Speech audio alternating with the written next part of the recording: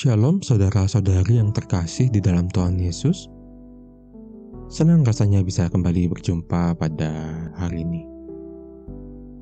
Dalam dunia yang serba cepat dan penuh tekanan, kita seringkali lupa bahwa apa yang keluar dari mulut kita memiliki kekuatan yang besar.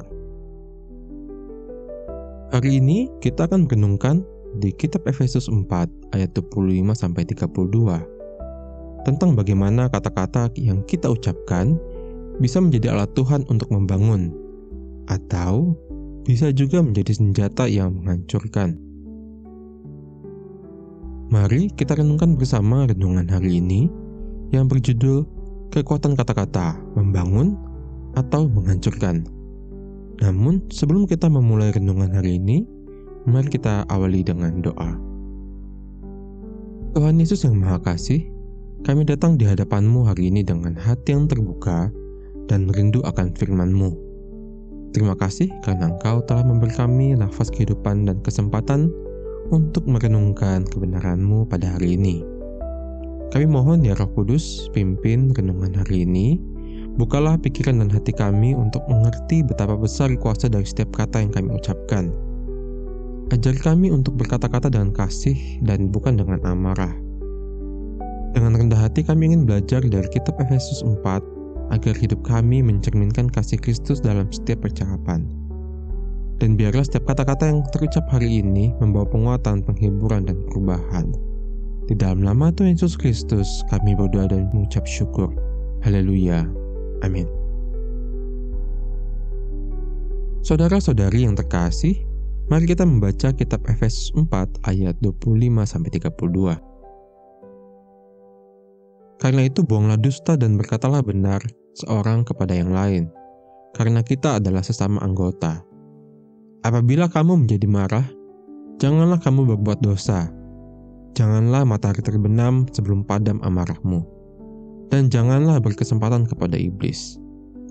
Orang yang mencuri, janganlah ia mencuri lagi, tetapi baiklah ia bekerja keras dan melakukan pekerjaan yang baik dengan tangannya sendiri, supaya ia dapat membagikan sesuatu kepada orang yang berkekurangan. Janganlah ada perkataan kotor keluar dari mulutmu, tetapi pakailah perkataan yang baik untuk membangun, di mana perlu, supaya mereka yang mendengarnya beroleh kasih karunia. Dan janganlah kamu mendukakan Roh Kudus Allah, yang telah memeteraikan kamu menjelang hari penyelamatan. Segala kepahitan, kegeraman, kemarahan, pertikaian, dan fitnah hendaklah dibuang dari antara kamu. Demikian pula segala kejahatan. Tetapi hendaklah kamu ramah seorang terhadap yang lain, penuh kasih mesra dan saling mengampuni, sebagaimana Allah di dalam Kristus telah mengampuni kamu. Dari kitab Efesus 4 ayat 25-32 yang telah kita baca, kita mendapatkan 5 poin utama bagaimana kata-kata memiliki kekuatan untuk membangun atau menghancurkan. Poin pertama, kata-kata adalah pilihan. Efesus 4 ayat 25 mengatakan, karena itu buanglah dusta dan berkatalah benar seorang kepada yang lain, karena kita adalah sesama anggota. Kata-kata ini bukan hanya sekedar respon spontan. Kata-kata adalah pilihan. Di era media sosial sekarang, terlalu mudah untuk menyebarkan hoax, fitnah, atau sindiran yang menyakitkan, hanya dengan satu klik. Tuhan memanggil kita untuk meninggalkan dusta dan memilih kebenaran, bukan hanya dalam isi perkataan, tapi juga dalam motivasinya. Jadi pertanyaannya, apakah kita menggunakan kata-kata untuk mempermalukan atau menolong sesama? Selanjutnya poin kedua, kata-kata dan emosi. Efesus 4 ayat 26-27 mengatakan, apabila kamu menjadi marah, janganlah kamu berbuat dosa, janganlah matahari terbenam sebelum padam amarahmu. Saudara, kemarahan bukanlah dosa, tetapi apa yang kita ucapkan saat marah bisa berdosa. Dalam keluarga, berapa banyak konflik yang dimulai dari kata-kata kasar yang terlontar saat emosi. Contoh nyata di Indonesia, pada awal tahun 2025, seorang remaja di Bekasi dilaporkan mencoba bunuh diri setelah terus-menerus dimarahi dan dijatuhkan oleh kata-kata orang tuanya. Menurut laporan dari salah satu media di Indonesia, tidak ada kekerasan fisik, hanya kata-kata, tapi itulah luka yang paling dalam. Kemarahan yang tidak diselesaikan memberi tempat bagi iblis untuk merusak. Adakah kemarahan yang masih Anda simpan sampai saat ini? Poin selanjutnya, poin ketiga. Kata-kata sebagai alat membangun.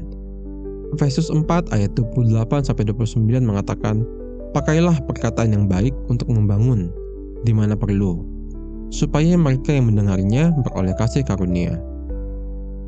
Tuhan ingin kita menggunakan mulut kita sebagai alat kasih karunia. Perkataan yang membangun bukan hanya motivasi kosong. Kata-kata yang membangun bisa menjadi berkat rohani bagi orang lain. Contoh sederhana yang bisa membangkitkan semangat yaitu, kamu bisa. Terima kasih sudah membantu. Saya bangga padamu. Penelitian membuktikan bahwa anak-anak yang sering dipuji dengan tulus akan tumbuh dengan rasa percaya diri yang sehat dan punya mental tahan banting di masa depan. Di tangan yang tepat, kata-kata adalah alat pemulihan dan pertumbuhan. Poin selanjutnya, poin keempat, kata-kata yang mendukakan roh. Yang terdapat dalam Efesus 4 ayat 30-31. Dan janganlah kamu mendukakan roh kudus Allah. Kata-kata kita bukan hanya berdampak ke sesama, tetapi juga mendukakan roh Allah jika tidak disertai dengan kasih. Kepahitan, kegeraman, pertikaian, dan fitnah, semua itu tidak boleh tinggal di dalam mulut orang percaya. Terkadang, kita menjadi kritikus yang aktif, tapi penguat yang pasif. Kita cepat mengkritik, tapi lambat memuji. Poin selanjutnya, poin kelima, menggantinya dengan kasih. Efesus 4 ayat 32 mengatakan, tetapi hendaklah kamu ramah seorang terhadap yang lain, penuh kasih mesra dan saling mengampuni. Mari kita ubah pola komunikasi kita. Kita tidak hanya dipanggil untuk tidak berkata kasar, tetapi lebih dari itu, untuk ramah, penuh kasih, dan mengampuni. Apakah Anda sedang berkonflik dengan pasangan, anak, teman kerja, atau rekan pelayanan?